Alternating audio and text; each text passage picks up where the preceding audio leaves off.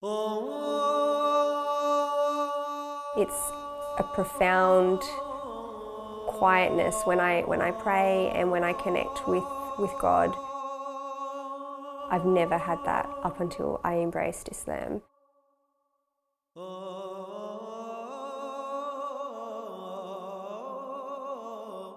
I pray 5 times a day. I fast the month of Ramadan. I'm still new to Islam. I'm working for my religion. It's my belief if I do these things, I'll go to paradise. I'll end up in heaven. I'm a proud Aboriginal Anglo-Australian Muslim woman. I'm Australian. I'm 100% true blue, white Muslim.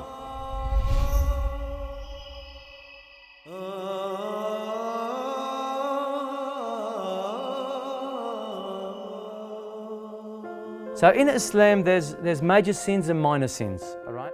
Hundreds convert or revert to Islam in Australia every year, most obligated through marriage. But there's a growing number of Anglo-Australians choosing to cross over to what many now see as the world's most controversial faith. We are seeing something like 3 to 4 reverts a week. Including in those reverts will be, Anglo-Australians, which will make up the majority. The religiously curious, the recently converted, or those seeking solace come to this weekly meetup where Saeed teaches the fundamentals of Islam. Converting to Islam took a really, really long time. I researched and I read countless books and I was online and I was watching videos and lectures and all of it. And it was a 3-year journey. Sarah grew up in the Bible Belt of Australia. The Hills District in New South Wales has the highest rate of Christian church attendance in the country. She converted to Islam while studying psychology at university. Islam gives you like a roadmap of how to live, everything that you need in order to have, in my opinion, a really happy life. Islam tells you how to do that, and I didn't have that connection, in my previous faith. I'm a good Australian. I vote.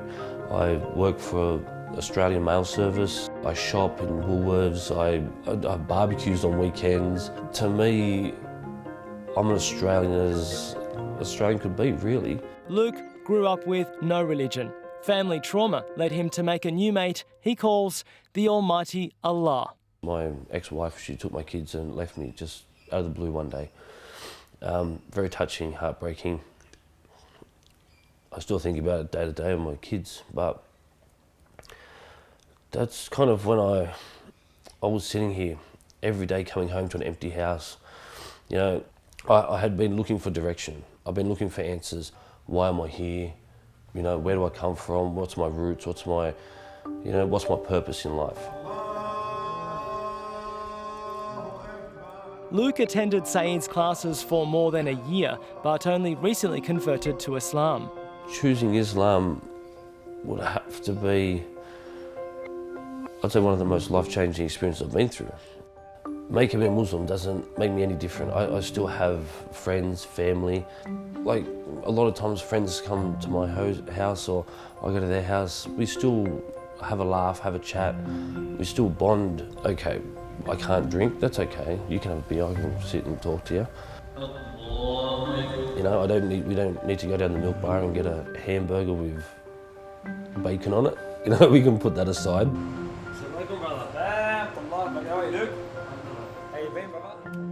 Okay, maybe it's a little bit different to most white Australians, but I've met many white Muslims. And I'm not the first, I'm not the last. Inshallah, mate. I'll see you soon. Inshallah, thank you. My family saw that I was reading and researching Islam a lot, so it wasn't, I don't think, for them a very big shock when I came out and said, hey, Mum, Dad, I want to become Muslim. My Indigenous grandfather, he saw that I was changing in a positive way, so I was really lucky that they were really supportive.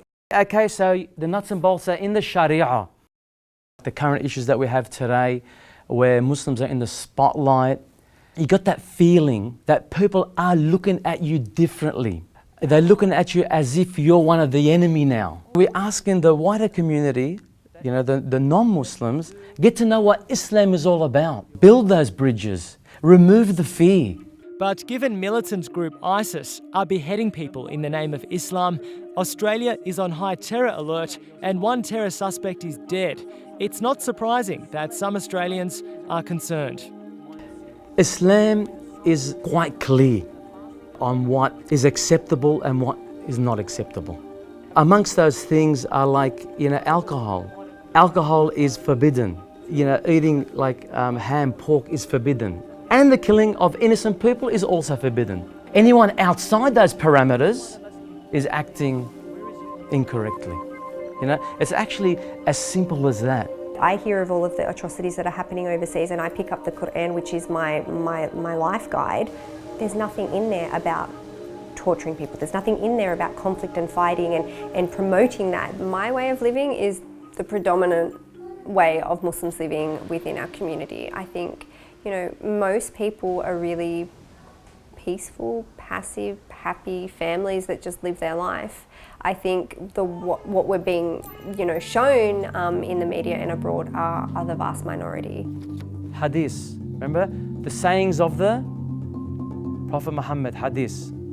It's not up to me to make that conversion. There's no need to try to, manipulate someone into the faith or something like that. That's all nonsense to me. I don't want to see Islam, my religion, dragged through the mud, right? Nor do I want to see my fellow Australian, right, scared of me or my wife or my children. So I'm doing this for the future. What goes on around the world or what goes on within Australia, I don't think that skews my judgment of what Islam really is, because I feel I know better. I feel I know the true Islam, and that's what gives me peace. My message to Australians watching this and who are afraid of me is that we're not that different. I'm an Australian. I bleed red, I have hair, but this is the way I choose to live my life.